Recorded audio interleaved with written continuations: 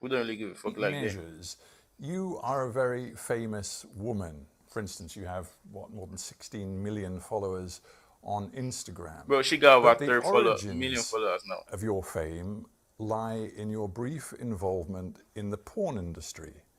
Oh Is my that God, hard for you to you deal could have with? said something else. Absolutely. After I left, I deleted my, well, I didn't delete my I appreciate the Instagram. It got 3 views, hacked by yo. ISIS sympathizers and Yeah, propaganda yeah, was subscribe to posted my all over YouTube, it. So man. Instagram took it down. And I didn't recreate one for another year until I decided to kind of accept my fate as the infamous former porn star and try and change the narrative. So I recreated an Instagram account and tried to, for lack of a better term, become an influencer.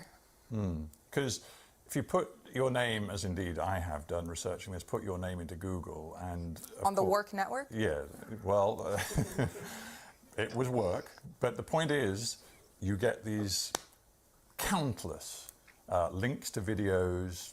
The word porn star appears immediately. That is That's what you're something gonna see, that deadass. you will never, ever overcome, however much... First of all, that's rude. I'm trying to. Yes, trying no, I to understand that. overcome it. I don't mean to say you want it to be, but it's the way technology, the internet works. Yeah.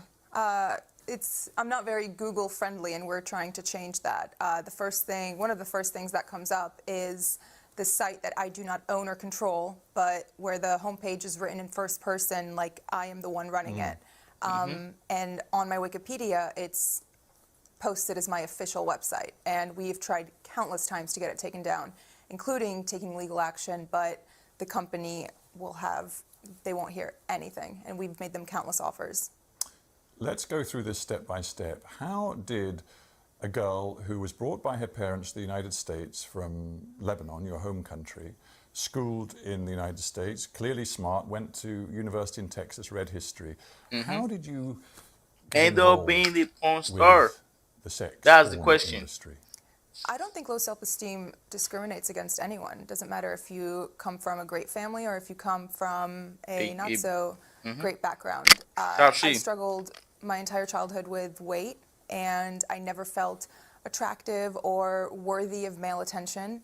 And suddenly, my first year of college, I start losing all this weight from making small changes. And by the time I graduated, I was ready to make a bigger difference. I felt extremely self-conscious about my breasts because that was the first thing to go when I lost all the weight. I lost about 50 pounds. I don't know how many kilos that is, or stones.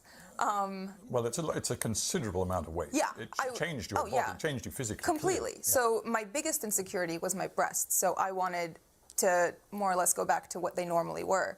And once I did that, I started garnering all of this attention from men, and I was never used to it. And I felt like unless I held on to it and kind of did what was asked of me or what was expected of me, it would go away. And after feeling what it was like, that validation and, the compliments for the first time, I did not want that to go away.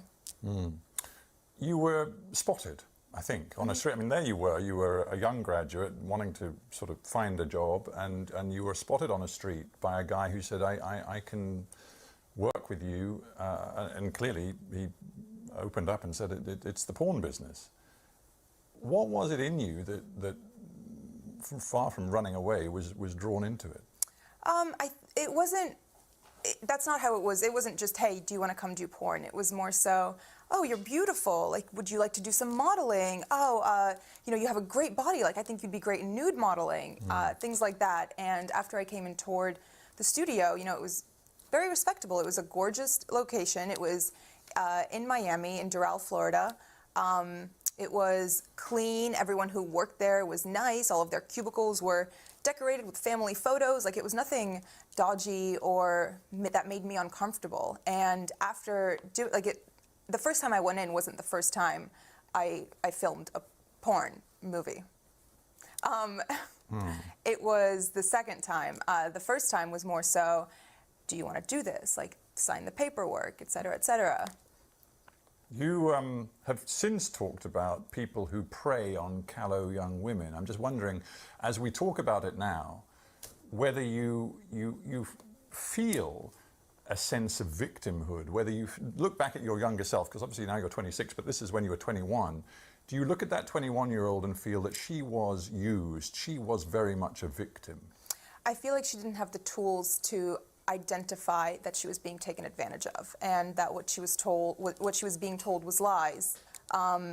Maybe not so much lies, but trying to manipulate me to doing what they wanted me to do. I don't really see myself as a victim. I don't like that word. I did make my own decisions, even though they were terrible decisions. I think that something needs to change in the way women are approached, if even they are approached. It is an industry, and it is a multi-billion-dollar industry, but at the heart of it are young people, men and women, who are asked to and agree to perform sex acts in front of a camera. Bro, I don't feel like low-key, Chad. I don't feel like she's Chad. Low-key, I don't feel like she's a victim. I don't feel like she's a fucking victim. She's right to say she doesn't like when people say she's a victim, because like she's not a fucking victim. She agreed to be who she is, so we gotta let her be who she is, and she's ready to make change in all of that. Good, cool, calm stuff. You feel me?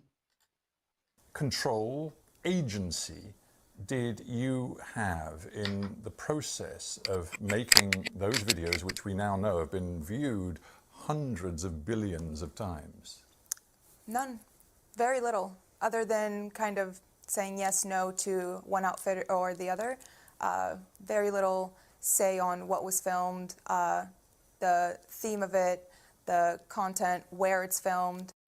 It's not really up to you. But obviously consent would seem to me as an outsider to be a fundamentally important principle. If they asked you to perform a particular kind of sex act that you absolutely did not want to do...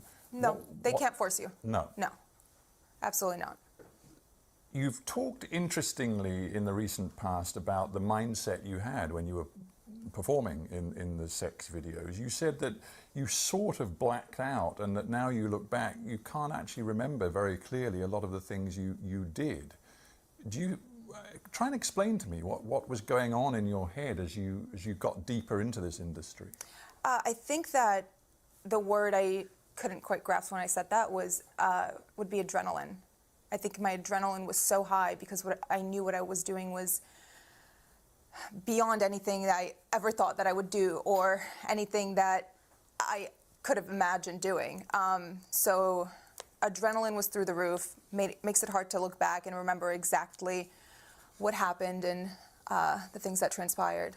Do you find it difficult talking about it now? A little bit, yeah. Yeah, no, I understand that. And obviously, I mean, do you think it made a difference? I'm genuinely just asking that you're of Arab heritage. Your parents were from Lebanon. I'm from Lebanon. I was born and raised there. Exactly. You're Arab, and Arab culture is deeply conservative on the whole.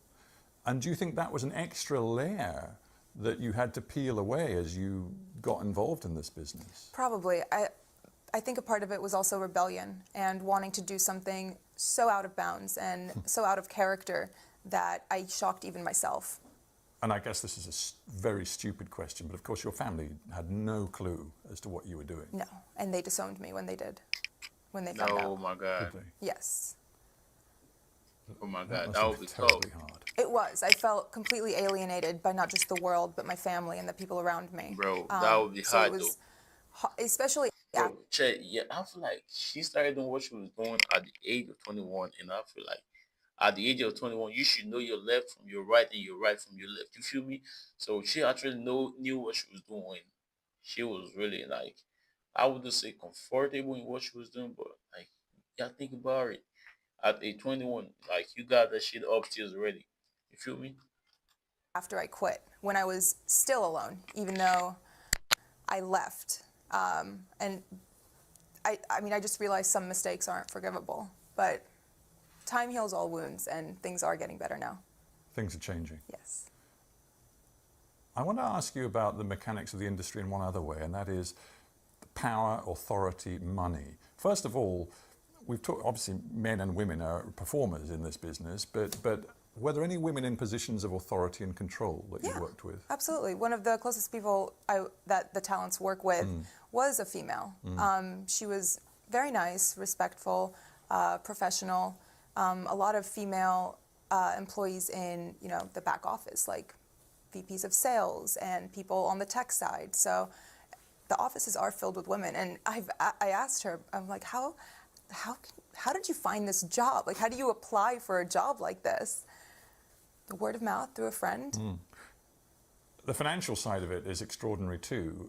You, after you made the video that I want to talk about in a moment, which involved you wearing the Islamic dress, the hijab, you, for a time, were the #1 most popular porn actress on Pornhub, which is this aggregator site for porn that, you know, is wildly popular throughout the world, it seems. And you were getting hundreds of millions of views.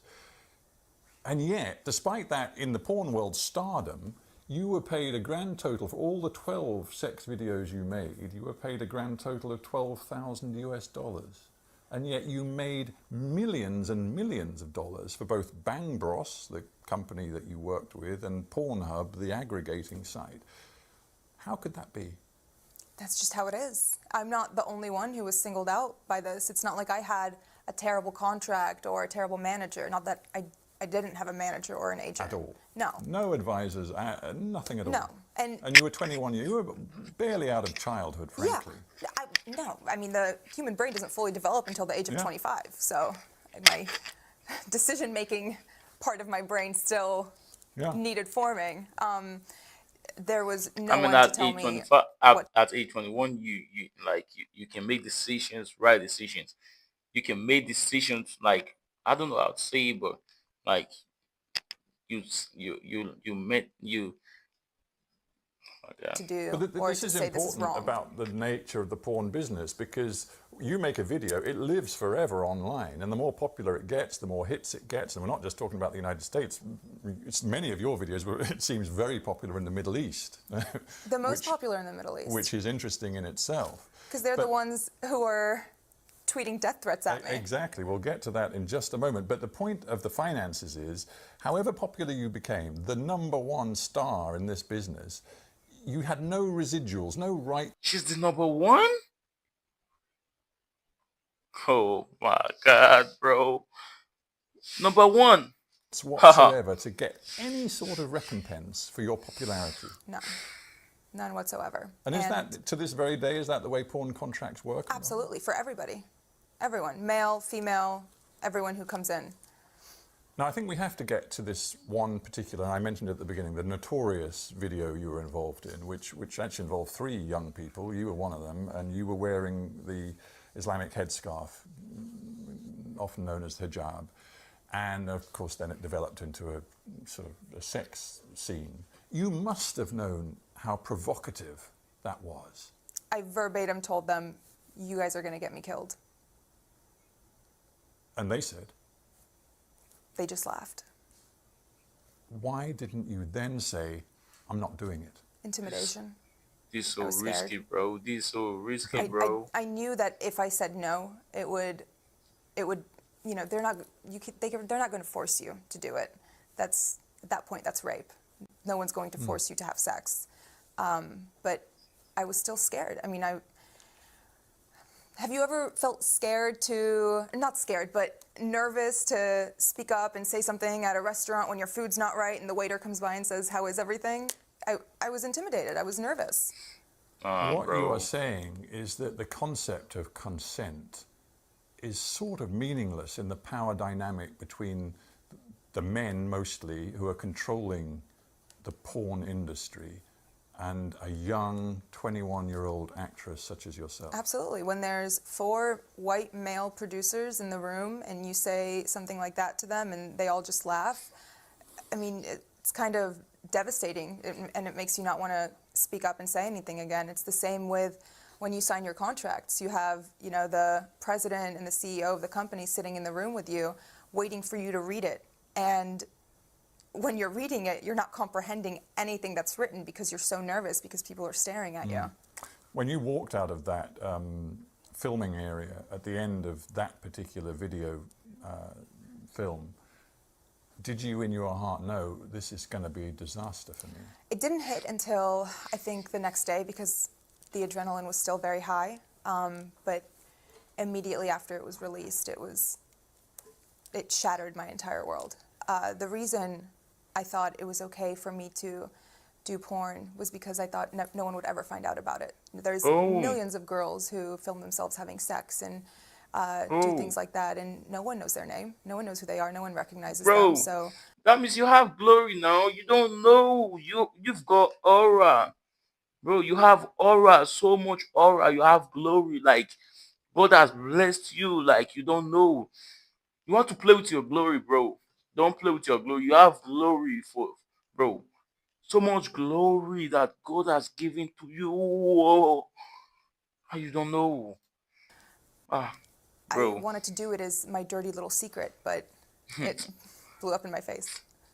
That's how you know that God has blessed you. You have glory. You have aura. Like so much aura. It really did. I mean, from the point Like, Chet, people do just know when they have aura, bro. Mia, you have so much aura. Dead ass. of view of the filmmakers and the aggregators, it was a triumph. You know, they got Oh hundreds yeah, of millions of views straight away. they called me lightning in a bottle. Yeah. But the reality for you was that your face was now known throughout the world as the porn star who wore hijab. Yeah. And you got threats. Oh yeah. From, I'm not going to say ISIS because I don't think anyone heavily involved in ISIS has a But Twitter people account. proclaiming support for Absolutely, ISIS. yeah. They photoshopped a picture of me onto someone getting beheaded, and they said, I don't know exactly what they said. They said something along the lines of, "You're next." Yo, I yo, cannot yo, imagine yo, how yo. alone you must have felt at that point. Because you couldn't discuss this with your family. Of course you couldn't. No, no, it was terrifying. But my coping mechanism is humor. So my response was, well, as long as you don't cut off my boobs, they were expensive. Oh, But you're 21 years old. oh. You just said to me that was when my life was sort of ruined. But here you sit, we are 5 years later. How much personal responsibility do you feel you have to take for what you did? 100%. I made the decision. Granted, the industry is flawed, and we need to do something to protect other girls from falling into the same trap that I did. But at the end of the day, it was my choice. In terms of getting out of the business, when that went viral, that video, and your face was just so well known and associated with something so provocative, and you were receiving the threats, was it a very quick decision for you to say no more? I wouldn't say very quick because I was still nervous. I didn't know whether, I didn't know how they would react to it. I actually called them all in to a meeting about a month later and sat them down, and I had a resignation letter waiting in front of every single one of their chairs. And I spoke to them about my feelings, and they tried to convince me to stay, and they told me this will all blow over and that I'm overreacting and I'm exaggerating about the You gotta leave. level of peril that I'm in. At that point, did you have to have some sort of security? Had you had to move out of your own apartment? I did move out of my apartment already, but that was because someone had taken a screenshot of a Google Maps location of where my apartment was. So these guys, they just saw you, frankly, as a money machine. Absolutely. But you still had no advisors, you had no lawyer, you had no nothing. So I was Yo. what 21-year-old Isn't she making money from there? She is, has man. a lawyer on retainer? I'm just trying to get my head around how stressful this must have been, and whether even now, because you sit here so poised, and obviously a lot of time has passed and you've moved on, but do you think there is some sort of post-traumatic stress that is in you from this experience? Yes, and I think it kicks in mostly when I go out in public, because the stares I get, I feel like people can see through my clothes, and it brings me shit. deep shame. It makes Oh shit. me feel like, Oh shit. No, no, no, no, no, no, no, no. That's another one. That's another one. That's another one. That's it. That's just the problem. That's the problem. it makes me feel like I lost all right to my privacy. You're walking on the road with clothes on but naked. You're walking naked with clothes on. That's it. Which I did because I'm one Google search away. Yeah. That's shit. And those images you Just cannot one. expunge. you have no right, even though it is deeply personal to you, you have no right to remove them from anybody's view around the world. And she's so pretty though. It is very She's so hard. pretty. It And is. I'm just thinking, this isn't, I mean, this story is your story, but frankly, it's also the story of other porn actors and actresses. I honestly started seeing that recently after the interview came out, and people started reaching out, and all of the emails go, my manager checks them, and when he gets stuff like that, he filters them and sends them to me. And reading the words of some of these girls who have been sex trafficked and forced into porn, and all of these stories of girls whose lives have been ruined by it, and by men who have taken advantage of them, and by contracts that they didn't even understand the jargon of, it makes me feel like, okay, maybe it was good that I started talking and that I posted this interview and that I'm speaking out now, because other people feel the same way. And even if they don't relate on as deep a level as, you know, doing porn, they can relate on the level of being insecure and being pressured into doing something they didn't want to do. Yeah, You have chosen to speak out in a way that very few people in the porn industry ever do, for all sorts of reasons, which I guess many of them are fairly obvious. But you've got a platform now in a way, because you've leveraged what was, if we could say it, notoriety into a different form of fame. You're trying to move into different businesses as well. But in terms of looking back and wanting now to be a sort of campaigner and activist, if you do, is it part of your mission to change the way society sees pornography and deals with it and treats people in that industry? I mean, everyone watches porn. Have you ever watched porn in your entire life? In my entire life, I have watched porn. See? Oh, my friend J. Bro, I wasn't expecting this man to say yes, but nigga, you probably watched Mia Khalifa, bro. Bro, you probably watched the person you're interviewing, bro. Chad, I ain't gonna lie. This nigga probably watched the person he's interviewing. Yeah. He just said yes, no thinking. He probably watched her before the interview. He, you know how that before the fucking interview, bro. Damn, nigga. I think what needs to change is the way women are brought into porn. Whether, you know, change being allowed to approach them, make it so that only women can seek it instead of being kind of pressured into it, or make it so you can't force them to sign a contract right in front of you, right there on the spot.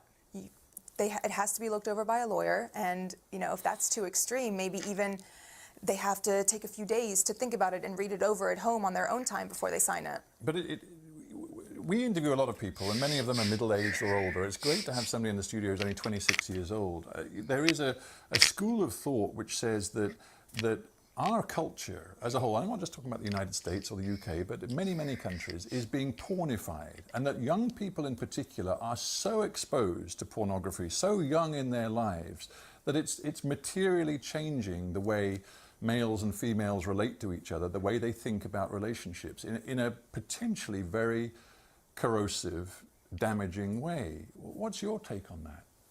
Of course it affects relationships. Porn addiction is very prevalent in America, and I'm sure here too. The things that men see in videos, they expect from the women in their lives, and that's just not reality. See? No one is going to be that perfect. No one is going to do those acts on a Wednesday night with the person they love. You see? That's what I'm saying, bro. We've talked a lot, and I know it's been difficult for you. Obviously, it's difficult for you to accept that, you know, still online there are so many images of you engaged in your brief porn career. But has it proved possible for you to move on from that, to forge a different kind of career, and indeed to forge, you know, relationships with people far beyond the notion that you were once involved in porn? Yeah, I was very lucky to meet a man who had never even heard of me, which was fantastic. I ended up having to tell him about it, but then he told me after we started talking, I Googled you because you have 5 million followers and I'd be crazy not to Google you. But it was very hard for me to date after. What? And I don't think it was hard for me to date because it was hard to find a man. It was hard to find somebody who wasn't into it. Does that make sense? It does Yeah, make I sense. So I understand. suppose the bottom line is Understand. you never really wanted to be famous when you were a porn star. It was the last thing you wanted. You wanted it to be a secret. But No. now it seems you're embracing being famous. Yeah, and I get a lot of hate from female performers who say that I'm ungrateful for it, but it was never what I asked for. And if you could speak to that 21-year-old Mia Khalifa walking down the street in Florida, stopped by the guy who said, "You're beautiful, you're lovely, I can work with you," what would you tell her to do today? There's mace in your purse for a reason. Use it. Run. Mia Khalifa, it's been a pleasure having you on Hard Talk. Thank you very Thank much. you for Dapshi. having me. Dapshi. They'll be good though.